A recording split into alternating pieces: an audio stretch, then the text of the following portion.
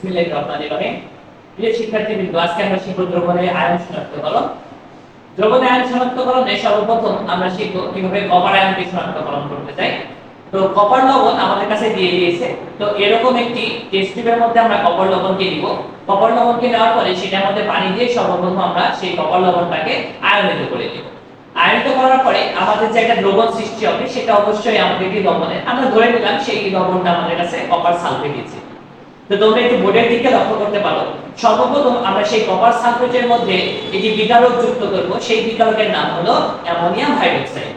মনে রাখবে, সর্বপ্রথম আমরা কোন বিকারকটা যুক্ত করব? Ammonium hydroxide. অ্যামোনিয়াম হাইড্রোক্সাইড দিলে ক্ষারীয় কপার লবণের একটি হালকা নীল বর্ণের পদক্ষেপ আসবে। পরবর্তীতে তার মধ্যে যদি আমরা আরো একটু অতিরিক্ত পরিমাণে আবারও বিকারক হিসাবে অ্যামোনিয়াম হাইড্রোক্সাইড যুক্ত করি, তাহলে কিন্তু সেখান থেকে একটি গাঢ় নীল বর্ণের পদক্ষেপ আসবে। তো সেই ক্ষেত্রে যদি গাঢ় নীল বর্ণের পদক্ষেপ আসে, আমরা এই ক্ষেত্রে মোটামুটি শিওর হব যে এখানে আমাদের কপার আয়ন উপস্থিত আছে। তো যদি কপার আয়ন উপস্থিত থাকে, তারপরে আমরা সেটা নিশ্চিতকরণ পরীক্ষার মধ্যে চলে যাব। তাহলে আমরা এবার নিশ্চিতকরণ পরীক্ষাটা করব। আমাদের কাছে যে গাঢ় নীল বর্ণের পদক্ষেপটা থাকবে, সেই গাঢ় নীল বর্ণের পদক্ষেপের মধ্যে আমরা নিশ্চিতকরণ পরীক্ষার জন্য পটাশিয়াম ফেরোসায়ানাইড যুক্ত করব। যদি তার মধ্যে পটাশিয়াম ফেরোসায়ানাইড যুক্ত করে দেই, তখন আমাদের কিন্তু ইউনিক ফেরোসায়ানাইডের একটি লালচে বাদামি বা চকলেট বর্ণের পদক্ষেপ করবে। তো সেখান থেকে আমরা বলতে পারবো যে এখানে কপার আয়ন কিন্তু উপস্থিত। দেখো, আমরা এই টেস্ট টিউবের মধ্যে কপার সালফেট লবণ নিয়েছি এবং কপার সালফেট এই লবণটাকে আমরা এখন আয়নিত করে নিব, অর্থাৎ এখান থেকে যেন আমরা অতি দ্রুত রেজাল্টটা পাই।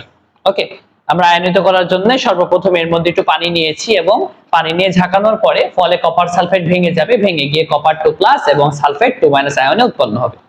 এখন আমাদের সর্বপ্রথম কাজ হলো এর মধ্যে অ্যামোনিয়াম হাইড্রোক্সাইড যুক্ত করা। প্রথমে যখন অ্যামোনিয়াম হাইড্রোক্সাইড যুক্ত করব, দেখো আমি একটু আগে পড়ালাম বিক্রিয়া অনুসারে সর্বপ্রথম আমাদের সেই জায়গাতে কপারের একটি ক্ষারীয় লবণ উৎপন্ন হবে, যেটা হালকা নীল বর্ণ। পরে অতিরিক্ত আরো পরিমাণে যদি আমরা অ্যামোনিয়াম হাইড্রোক্সাইড যুক্ত করি, তখন এই জায়গাতে আরেকটু গাঢ় বর্ণের কিন্তু আমরা একটি রেজাল্ট পাবো। দেখো, গাঢ় বর্ণের একটু পদক্ষেপ আছে, এখানে পদক্ষেপগুলো সৃষ্টি হয়ে গিয়েছে। তো এখন দেখো, আমরা এখান থেকে মোটামুটি ভাবে নিশ্চিত হলাম যে এই জায়গাতে কপার আয়ন আছে। তো কপার আয়নটাকে এখন নিশ্চিতকরণ পরীক্ষার জন্য আমাদের কি করতে হবে? নিশ্চিতকরণ পরীক্ষার জন্য এর মধ্যে আমাদের এই পটাশিয়াম ফেরোসায়ানাইড দ্রবণটা কিন্তু দিতে হবে। ঠিক আছে, পটাশিয়াম ফেরোসায়ানাইড দিয়ে যদি আমরা এই যে আমাদের দ্রবণটা আছে, সেই দ্রবণে যদি লালচে বাদামি বা চকলেট বর্ণের পদক্ষেপ পড়ে, তাহলে সেখান থেকে আমরা কপার আয়ন শনাক্তকরণ করে ফেলতে পারবো, বা আমরা বলতে পারবো যে এই ক্ষেত্রে কপার আয়ন উপস্থিত।